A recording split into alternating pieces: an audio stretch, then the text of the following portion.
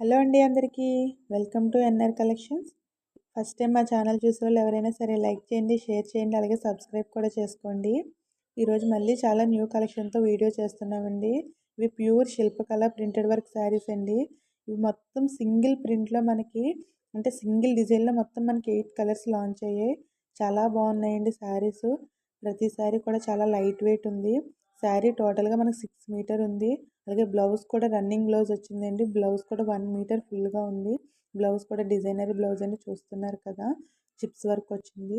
మనకి శారీ కాస్ట్ వచ్చేసి మనకి 1099 పడుతుందండి విత్ ఫ్రీ షిప్పింగ్ అన్నమాట. శారీ చాలా బాగుంది.